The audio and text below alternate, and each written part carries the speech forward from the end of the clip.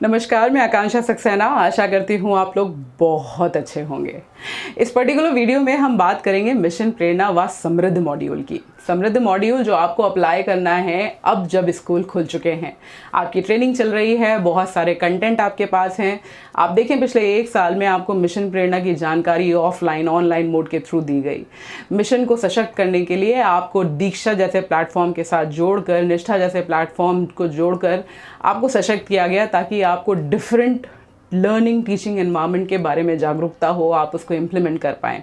आपको 3 मॉड्यूल दिए गए, आपको 6 संदर्शिकाएँ दी गई, आपको सहज की किताबें दी गई, आपको 37 तरीके के प्रिंट रिच कंटेंट अवेलेबल कराए गए और फाइनली आपके पास एक समृद्ध मॉड्यूल है जो आपको फिर से 6 नई किताबें देता है संदर्शिका के फॉर्म में।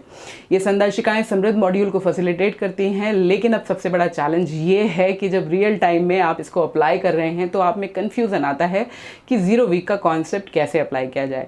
क्या 0 वीक में केवल एक्टिविटीज़ करवानी है या कुछ और भी करवाना है। 48 डेज़ का और 8 वीक्स का जो प्लानर है समृद्ध मॉड्यूल का, उसे किस डेट से अप्लाई करें, कैसे अप्लाई करें और किस तरह से 100 दिन का मिशन ज्ञानोत्सव इसके साथ मर्ज होगा। तो मेरा आपसे वादा है इस वीडियो को एंड तक देखिए, आपके सारे कन्फ्यूजन दूर होंगे। तो सबसे पहले बात करते हैं कि समृद्ध मॉड्यूल की ज़रूरत क्यों पड़ी। समृद्ध मॉड्यूल की अगर आप बात करें तो पिछले 1 साल में बच्चा रेगुलर क्लासरूम में नहीं आ पाया, फेस टू फेस इंटरेक्शन नहीं हुआ, फिजिकल सेटिंग में क्लासेस नहीं हुई। ऑनलाइन बच्चे जुड़े तो, लेकिन इसकी कोई इंश्योरिटी नहीं है, ये कैसे भी इंश्योर नहीं किया जा सकता कि उनका प्रेजेंट लेवल ऑफ लर्निंग क्या है। बच्चे प्रमोट तो हुए लेकिन उनका एग्ज़ाम नहीं हुआ। तो 1 से बच्चा 2 में तो पहुंच गया, लेकिन 1 में जो दक्षताएं उसको आनी चाहिए वो उसको आती हैं या नहीं आती हैं, और 2 में आने के बाद भी पूरे साल की जो एक टीचिंग लर्निंग प्रोसेस है वो मिसिंग था फिजिकल फॉर्म में, राइट। और ऑनलाइन फॉर्म में वो कितना इफेक्टिव था इसको कहीं ना कहीं हमें मापना ही पड़ेगा। तो इस पूरे 1 साल में जब बच्चा फिजिकली, इमोशनली और साइकोलॉजिकली और एजुकेशनली थोड़ा सा बैकवर्ड हुआ, थोड़ा सा कहीं ना कहीं एक रियल टाइम एक्सपीरियंस और ऑनलाइन के एक्सपीरियंस में जो गैप है उसने बच्चे के स्तर को हिलाया है, ये पूरी तरीके से निश्चित है। तो इससे पहले कि हम मिशन प्रेरणा को इम्प्लीमेंट करें, दक्षताओं पे काम करें, ये ज़रूरी है कि हर बच्चे का इस लर्निंग गैप जो पिछले 1 साल में कोविड के दौरान घरों पे बैठकर आया है उसको ब्रिज किया जाए। तो ये क्लास वाइज नहीं, ये लेवल वाइज है, और ये लेवल हैं अधिगम के स्तर, और ये स्तर भाषा और गणित में ही है, कक्षा 1 से लेकर कक्षा 5 तक ही हैं। तो आइए समझने की कोशिश करते हैं कि ये एग्जैक्टली है क्या, कैसे इम्प्लीमेंट करना है और कौन सी ज़रूरी बातें हैं जो एक शिक्षक होने के नाते आपको पता होनी चाहिए। क्योंकि जब हम रियल टाइम में विजिट के लिए जा रहे हैं तो हम कई पाते हैं कि टीचर बड़ा कंफ्यूज है। ट्रेनिंग लेने के बाद भी वो ये नहीं समझ पा रहे कि बेसलाइन असेसमेंट कहाँ करना है, कैसे करना है, किस तरह से 48 डेज़ को अप्लाई करना है। बहुत सारे कन्फ्यूज़न है। मुझे ऐसा विश्वास है कि इस वीडियोज़ के थ्रू आपको मदद मिलेगी। तो सबसे पहले बात करते हैं समृद्ध मॉड्यूल, जो पूरी तरीके से एक रिमीडियल टीचिंग प्लान है। बहुत बेहतरीन तरीके से प्लान किया हुआ ये एक रिमीडियल पैकेज है जो पूरे 48 डेज़ को कवर करते हुए 8 सप्ताह की प्लानिंग को आपको देता है। ये एक ऐसा पैकेज है जो आपको साप्ताहिक प्लानिंग करके देता है, आपको डेली की प्लानिंग करके देता है, और बड़ा सिस्टमैटिक और स्ट्रक्चर्ड मॉड्यूल है। समझें इसको यूज़ कैसे करना है। तो आप ऐसे माने कि बच्चा 1 साल बाद आपके स्कूल में आया है, सहज नहीं है एनवायरनमेंट के साथ, कई डर जो कोविड के दौरान में एक सामान्य आदमी को घेर चुके हैं, उस डर से बाहर आके नॉर्मल टीचिंग लर्निंग प्रोसेस में इन्वॉल्व करना है। तो सबसे पहले बात करते हैं 0 वीक के कॉन्सेप्ट की। 0 वीक की ज़रूरत क्यों है, क्यों आया, क्यों इस समृद्ध मॉड्यूल का एक इम्पॉर्टेंट पार्ट है।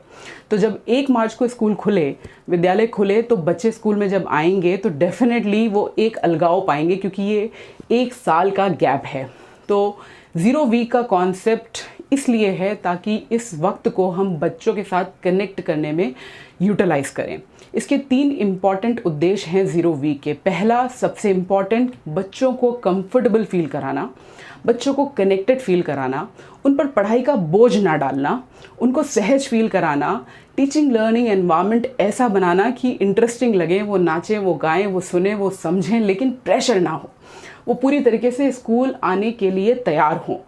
उनके ऊपर ये कोई एक्सटर्नल बर्डन की तरह ना आए। तो कहानी सुनाए, गीत सुनाए, जो प्रिंट रिच एनवायरनमेंट मिला है उससे कनेक्ट करते हुए उनको नेचुरल सेटिंग में सहज होने का मौका दें। दूसरी और सबसे इम्पॉर्टेंट चीज़, इसी 0 वीक में आपको करना है बच्चों का बेसलाइन असेसमेंट। बेसलाइन असेसमेंट का सीधा एक पर्पज़ है कि जो उनका प्रेजेंट लेवल ऑफ लर्निंग है भाषा और गणित में, उसको असेस करना। एक बार आप उनको बेसलाइन असेसमेंट करेंगे तो ये निश्चित करना कि उनका स्तर क्या है, वो लेवल 1 पे है या लेवल 2 पे हैं। ये लेवल कैसे डिसाइड होंगे ये भी हम आपसे बात करेंगे। तो 0 सप्ताह में ये 3 मोटे काम आपको करने हैं। सबसे पहला, बच्चे को सहज फील करवाना एक्टिविटीज़ के through. Teaching learning process funny हो, बच्चे सेंट्रिक हो, चाइल्ड सेंट्रिक हो और खुशनुमा हो। बच्चे से पूछे, उससे बात करें, उसकी मन की बातें निकलवाएं ताकि वो आपके साथ कंफर्टेबल फील करे, कनेक्टेड फील करे। दूसरा, बच्चों के बेसलाइन असेसमेंट के थ्रू उनके अधिगम स्तर का पता लगाना और उनके अधिगम स्तर के आधार पर तीसरी बड़ी चीज़, उनके लेवल को डिसाइड करना। ये तीनों काम हमें 0 वीक में करने हैं। अब सबसे बड़ा क्वेश्चन जो टीचर्स के सामने आ रहा है वो ये कि 0 वीक कब तक चलेगा, क्योंकि कोविड के जो इंस्ट्रक्शन हैं जिसमें ये कहा जा रहा है कि बच्चों को आपको ऑल्टरनेट डेज पे बुलाना है, तो 0 सप्ताह कैसे बच्चों के साथ इनकॉपरेट किया जाए। तो बड़ा सीधा सा इसका कैलकुलेशन है, नंबर ऑफ वर्किंग डेज। एक सप्ताह में 6 दिन होते हैं। अगर एक बच्चा एक हफ्ते में 2 दिन आ रहा है तो ये 6 दिन कवर करने के लिए उसे स्कूल में 3 सप्ताह आना पड़ेगा। 24 फरवरी को यूट्यूब का एक सेशन था जो शासन द्वारा किया गया था संकुल साथियों के लिए। उसमें बहुत साफ तरीके से कहा गया है कि आप पूरे माह मार्च के महीने को आप 0 वीक की तरह कंसीडर करेंगे, क्योंकि जब 50% बच्चा आएगा तो डेफिनेटली वो एक हफ्ते में 1 या 2 दिन से ज़्यादा नहीं आ पाएगा। ऐसा भी हो सकता है कुछ स्कूलों में नंबर ऑफ़ स्टूडेंट कम हो तो वो पूरे ही हफ्ते आएँ, या हो सकता है सप्ताह में 3 से 4 दिन भी आएँ। लेकिन हम पूरे उत्तर प्रदेश के हर ज़िले की बात कर रहे हैं जहाँ पर छात्र संख्या एक बराबर नहीं है। तो हम ऑन एन एवरेज मान के चलते हैं कि एक बच्चे को एक सप्ताह में 1 दिन या 2 दिन आने का मौका मिल रहा है। तो आप इस पूरे महीने को, मार्च के महीने को 0 वीक में काउंट कर सकते हैं, 0 वीक की तरह ट्रीट कर सकते हैं। तो कह तो हम वीक रहे हैं लेकिन हम इसे ट्रीट करेंगे एक मंथ की तरह। मार्च तक ये पूरी तरीके से डेफिनेट है और इसको यूट्यूब सेशन जो 24 फरवरी का हुआ था हमारी क्वालिटी सेल के साथ, उसमें बहुत साफ तरीके से कहा गया है। मार्च तक आप 0 सप्ताह को यूज़ करते हुए बच्चों को सहज फील कराएंगे, उनका बेसलाइन असेसमेंट करेंगे और उनका लेवल डिसाइड करेंगे। अप्रैल से लेकर जुलाई तक, अप्रैल, मई के कुछ महीने और जुलाई का पूरा महीना, ये पूरा पीरियड आप यूज़ करेंगे समृद्ध के 48 डेज़ के 8 सप्ताह की प्लानिंग को इम्प्लीमेंट करने के लिए, जो आप बच्चों का लेवल डिसाइड कर चुके हैं उसके आधार पर। तो अब समझने की कोशिश करते हैं कि समृद्ध मॉड्यूल कैसे इम्प्लीमेंट करना है। तो जैसे मैंने आपको कहा कि 0 वीक में 3 काम आप करेंगे। उसमें पहला काम था सहज महसूस कराना और दूसरा था बेसलाइन असेसमेंट।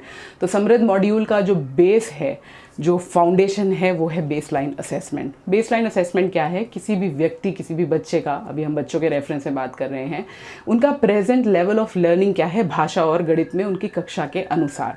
तो इसमें किया क्या गया है, प्रेरणा लक्ष्य में आपको प्रेरणा सूची में दी गई हैं दक्षताएं 14 व 16 हैं, लेकिन ये प्लानर हमारा केवल 48 डेज़ का है, तो हम सारी दक्षताओं पे तो काम नहीं कर सकते।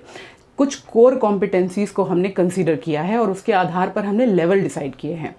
तो आप ऐसे देखें कि हिंदी का जो आपका मॉड्यूल है, जो समृद्ध का संदर्शिका है, उसमें 9 सूची में दी गई दक्षताओं पे ब्रॉडली बात की गई है।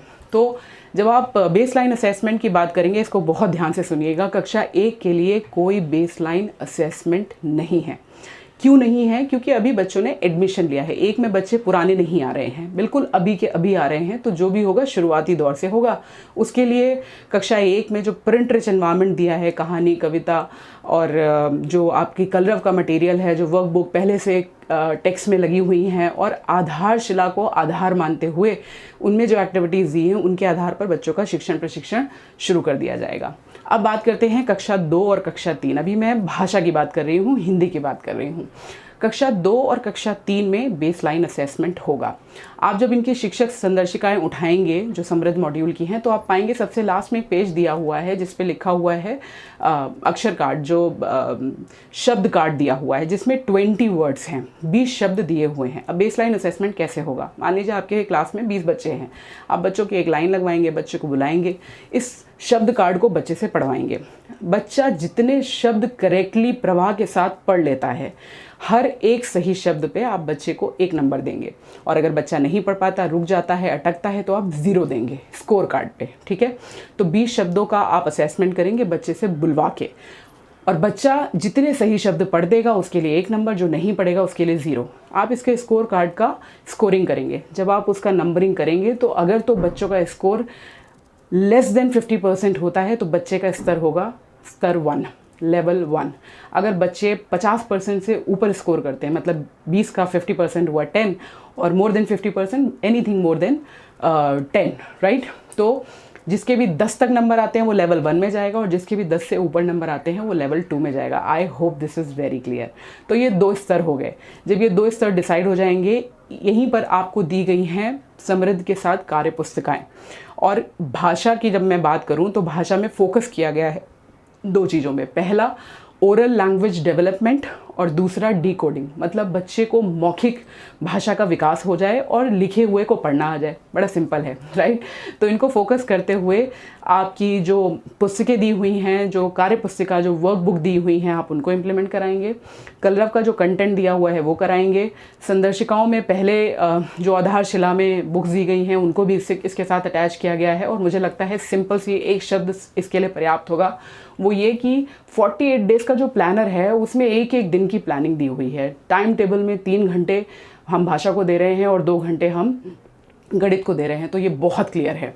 तो एक बार आपने बच्चों का बेसलाइन असेसमेंट किया, 0 और 1 मार्क्स देके 20 नंबर का स्कोरिंग कार्ड है। जो लेस देन 50% स्कोर करेंगे वो लेवल 1 में जाएंगे, जो मोर देन 50% स्कोर करेंगे वो लेवल 2 में जाएंगे। लेवल के आधार पे आप उनको कार्य पुस्तिका और जो 48 डेज़ का प्लानर है वो अप्लाई कराएंगे। और उसके बाद ये 48 डेज़ का अप्लाई होने के बाद उनका हर वीकली असेसमेंट होगा, और असेसमेंट के बाद फाइनली 48 डेज़ के बाद उनका सेम स्कोर कार्ड पे दोबारा से एंड लाइन असेसमेंट होगा। मतलब आप कहाँ से चले थे, तब आपका नंबर क्या था, और ये 48 डेज़ के बाद आप इसी पर कितना अच्छा कर पाते हैं, तो वही तो आपको रिजल्ट बताएगा। बहुत क्लियर है, इसमें कहीं कोई कन्फ्यूजन नहीं है। दूसरा, हमने कक्षा 1 की बात कर ली जिसके लिए कोई बेसलाइन असेसमेंट नहीं है, केवल एंड लाइन असेसमेंट है। 2 और 3 के लिए मैंने बताया आपको 2 लेवल डिसाइड होंगे। जो 50% से कम, मतलब 20 शब्दों में से जो 10 शब्द तक पढ़ पाएगा वो लेवल 1 में जाएगा। जो 10 शब्द से ज़्यादा पढ़ पाएगा प्रवाह के साथ एक बार में, वो लेवल 2 में जाएगा। फिर उसको इम्प्लीमेंट कैसे करना है ये भी मैंने आपको बता दिया। अब करते हैं बात 4 और 5 की। अब 4 और 5 में दिए हैं 30 शब्द। तो ऐसा ही एक शब्दों का कार्ड है जिसमें 30 शब्द दिए हुए हैं। अगर बच्चा 15 शब्द सही पढ़ लेता है, वही 50% का कॉन्सेप्ट है, तो वो लेवल 1 में जाएगा। और 15 शब्द से ज़्यादा पढ़ पाता है तो वो लेवल 2 में जाएगा। अगेन इसकी पूरी प्लानिंग समृद्ध मॉड्यूल में दी हुई है, वैसे ही इम्प्लीमेंट करनी है। तो मेरे ख्याल से अब बेस लाइन असेसमेंट करने में आपको कोई दिक्कत नहीं होगी। सीधे से वर्ड कार्ड निकालिए, बच्चों से पढ़वाइए, उनकी स्कोरिंग करिए, उनका टोटल करिए, और टोटल के आधार पर लेवल डिसाइड करिए, और समृद्ध को इम्प्लीमेंट करके एंड लाइन असेसमेंट करके काम खत्म। अब बात करते हैं मैथ्स की। मैथ्स की बात करें तो मैथ्स में इन्होंने लेवल्स बनाए हुए हैं। लेवल्स, लेवल 1 में क्लास 1 और 2 को रखा है, लेवल 2 में क्लास 3 और 4 को रखा है, और लेवल 3 में क्लास 5 को रखा है। अब लेवल का क्या मतलब है? लेवल में इन्होंने क्या किया है कि जैसे हमारे प्रेरणा लक्ष्य को प्राप्त करने के लिए जो सूची में दक्षताएं दी हैं वो 14-16 हैं, लेकिन उन्होंने क्या किया है, कोर कॉम्पिटेंसी को लिया है। लेवल 1 में इन्होंने 4 कॉम्पिटेंसी ली हैं, लेवल 2 में भी इन्होंने 4 कॉम्पिटेंसी ली हैं, लेवल 3 में इन्होंने 3 कॉम्पिटेंसी ली हैं, लेकिन इसी के साथ साथ इन्होंने सब कॉम्पिटेंसी भी ली है। मतलब कोर कॉम्पिटेंसी एक बड़ा दक्षता और उसके अंदर निहित छोटी दक्षताएँ। तो लेवल 1 में 12 सब दक्षताएं हैं, जिसे हम सब कॉम्पिटेंसी कह सकते हैं, या फिर सब लर्निंग आउटकम कह सकते हैं, सब लर्निंग ऑब्जेक्टिव्स कह सकते हैं। और लेवल 2 में ये 13 हैं, और लेवल 3 में ये 14 हैं। तो कुल मिला के आप ऐसे समझे कि मैथ्स में इन्होंने ब्रॉडली 3 स्तर डिसाइड कर दिए, लेवल 1, लेवल 2, लेवल 3। और बड़ा सिंपल है और बहुत ही आसान है। लेवल 1 में जैसे कहते हैं कि 1 से लेकर 50 तक गिनती आए, फिर नंबर पैटर्न आने चाहिए, और फिर उनको कैसे अरेंज करना है, संख्याओं को किस तरह से पैटर्न में डालना है, ये आना चाहिए। ऐसे 3-4 करके तीनों स्तर पर हैं। तो लेवल 1 और लेवल 2 के लिए कोई भी बेसलाइन असेसमेंट नहीं है। बस कॉम्पिटेंसी हैं जो सीधे डेवलप करानी है। लेवल 2 में इन्होंने किए हैं 2 स्तर। 2 स्तर इन्होंने कैसे किए हैं, 5-5 क्वेश्चन के 2 असेसमेंट पेपर हैं। तो जो पहला असेसमेंट पेपर कर लेगा मैथ्स का, उसका लेवल 1 तो डिसाइड हो गया कि ये लेवल 1 के लायक तो है। लेकिन अगर उसने दूसरा भी सॉल्व कर लिया तो वो लेवल 2 में चला जाएगा। तो ये क्या कहते हैं कि कक्षा 1 और कक्षा 2 में एक एक ग्रुप बनेगा, मतलब मैक्सिमम आप कितने ग्रुप में डिवाइड कर सकते हैं वो बता रही हूँ। तो मैथ्स के जब आप बात करें, जो आपके टाइम टेबल में 2 क्लासेस दी हुई हैं और आपको समृद्ध को बेसलाइन असेसमेंट को कैसे करना है, ये इस पर हम चर्चा कर रहे हैं। तो आप 3 स्तर में बांटेंगे। कक्षा 1 और कक्षा 2 के लिए कोई बेसलाइन असेसमेंट नहीं है, केवल लेवल 1 है। और लेवल 1 का इन्होंने 5 क्वेश्चन का एक फॉर्मेट दिया हुआ है शिक्षक संदर्शिका समृद्ध मॉड्यूल में, पीछे दिया हुआ है, वो आप बच्चों से करवाएंगे। उसके आधार पर आपको पता चल जाएगा कि बच्चों को कितना आता है कितना नहीं आता। लेकिन ये एंड लाइन असेसमेंट पे होगा, बेसलाइन असेसमेंट पे नहीं होगा। 3 और 4 के लिए इन्होंने दिए हैं 2 स्तर, मतलब आप मैक्सिमम 2 ग्रुप बना सकते हैं। उसमें ऐसे ही 5-5 नंबर के स्कोरिंग कार्ड्स दिए हुए हैं। इनका बड़ा सिंपल है, इसमें अगर तो दक्षता है तो आप ए देंगे और अगर दक्षता नहीं है तो आप बी देंगे। इसमें नंबर्स नहीं है, इसमें ग्रेड्स दिए हुए हैं। और कक्षा 5 के लिए आप 3 स्तर, ऐसे 5-5 नंबर के 3 स्तर के कार्ड्स दिए हुए हैं जिनमें क्वेश्चंस हैं, 5 क्वेश्चन हैं हर स्तर में। तो कक्षा 1 और 2 के लिए एक असेसमेंट पेपर जिसमें 5 क्वेश्चन हैं। कक्षा 3 और 4 के लिए 2 असेसमेंट पेपर जिसमें 5-5 मतलब टोटल 10 क्वेश्चन हैं। और कक्षा 3 में 5-5-5 के 3 assessment paper, total 15 number, right. तो इस तरह से ये 3 स्तर बनेंगे। अगर बच्चा एक स्तर को कंप्लीट करता है तो हम डिसाइड कर देंगे कि बच्चा नंबर 1 स्तर पे आता है मैथ्स में। अगर बच्चा दोनों पेपर को सॉल्व कर देता है 5-5 क्वेश्चंस को, तो मतलब ये दूसरे स्तर पर आता है। और अगर वो तीनों को सॉल्व करता है मतलब उसको सब कुछ आता है, उसके तीनों स्तर पूरी तरीके से क्लियर हैं। एक बार ये लेवल डिसाइड हो जाएगा, फिर आप समृद्ध मॉड्यूल को इम्प्लीमेंट करेंगे, जो फिर से सप्ताह वाइज दिया हुआ है, डे वाइज दिया हुआ है, कंटिन्यूस असेसमेंट की बात की गई है। और उसके बाद जब 48 डेज पूरे हो जाएंगे तो आप इनका and line assessment same score card पर ही करेंगे। तो I hope this is very clear. आपको जो मोटी सी बात ध्यान रखनी है वो ये कि हिंदी और गणित में हमने सारी कॉम्पिटेंसीज को नहीं लिया है इस समृद्ध मॉड्यूल में। हम केवल एक बेस बनाना चाहते हैं, एक रिमीडियल पैकेज देना चाहते हैं, ताकि 1 साल में जो भी हानि हुई है एकेडमिक फॉर्म में उसको हम कवर अप कर सकें और एक प्लेटफॉर्म बना सकें मिशन प्रेरणा में जो दक्षताओं को अचीव करना है उसके लिए। तो भाषा के लिए हमने जिस तरह से स्तर बनाए हैं, बेसलाइन असेसमेंट किया है, स्कोरिंग की है, फिर अप्लाई करेंगे समृद्ध मॉड्यूल, फिर कंटिन्यूस एवेलुएशन करेंगे वीक के बेसिस पे, और उसके बाद हम इस वीक पर एंड लाइन असेसमेंट करके बच्चे के स्तर के आधार पर उनको तैयार कर देंगे कि अब नॉर्मल क्लासेस चालू हो सकती हैं। ठीक इसी तरीके से मैथ्स में कोर कॉम्पिटेंसी और सब कोर कॉम्पिटेंसी के आधार पर 3 स्तर बनाए गए हैं। कक्षा 1 और 2 स्तर 1 में आएगा, कक्षा 3 और 4 2 स्तर पे आएगा, और 5 कक्षा जो है वो 3rd स्तर पे आएगी। तो लेवल है, ऐसा बिल्कुल हो सकता है कि कक्षा 1 का बच्चा अगर बहुत होशियार है तो वो लेवल 3 पे भी आ सकता है, इसमें कोई बड़ी बात नहीं है। तो आप ये समझिए क्लास वाइज नहीं है, ये लेवल वाइज है, हम लर्निंग लेवल को डिसाइड कर रहे हैं। तो आई होप ये आपको मदद करेगा। अब बहुत मोटे मोटे 2-3 क्वेश्चन है जिसको फटाफट डिस्कस कर लेते हैं। पहली चीज़ दिमाग में बिल्कुल फिक्स रखिए, जब 1 तारीख को स्कूल खुल चुका है तो आपका अभी मार्च के दौरान जो काम है वो ये बच्चों को कंफर्टेबल फील कराएं। जो टीचिंग लर्निंग एनवायरनमेंट आपके स्कूल में पहुंचा है, जो 37 टाइप्स के पोस्टर, चार्ट, कहानियाँ, मैथ्स किट, ये सब आपके पास पहुंचा है, इसको रियल टाइम में इम्प्लीमेंट करें। बच्चों को बिना लिखे, बिना लिखवाए, बिना किसी प्रेशर के इन टीचिंग लर्निंग एनवायरनमेंट के थ्रू फैसिलिटेट करें, ताकि वो कनेक्टेड फील करें, सहज फील करें, खुशी हो, उनको स्कूल में आने में इंटरेस्ट हो। दूसरा काम 0 वीक में जो आपको करना है वो बच्चों का बेसलाइन असेसमेंट करना है, और तीसरा काम उनके लेवल को डिसाइड करना है। अब लेवल डिसाइड हो जाएगा, अप्रैल 1 से आप अपने समृद्ध मॉड्यूल को इम्प्लीमेंट करना शुरू करेंगे, जो जुलाई तक चलेगा। जुलाई के एंड तक फाइनली हम समृद्ध मॉड्यूल को एंड कर देंगे। और अभी पीछे एक जियो आया था जिसमें साफ लिखा हुआ था कि बच्चों के लेवल को जानने के लिए हम शायद सेट 3 की परीक्षा भी कराएंगे, लेकिन अभी फ़िलहाल समृद्ध मॉड्यूल से इसका अभी कोई रिलेशन नहीं है। वो हो सकता है कि बच्चा बेसिकली किस लेवल पे है इसको जांचने के लिए होगा, राइट। तो ये मुझे लगता है सबसे बड़ा कन्फ्यूजन जो टीचर्स कह रहे हैं कि अभी से 48 डेज़ का कर दें या फिर 1 वीक, पूरे वीक चलेगा।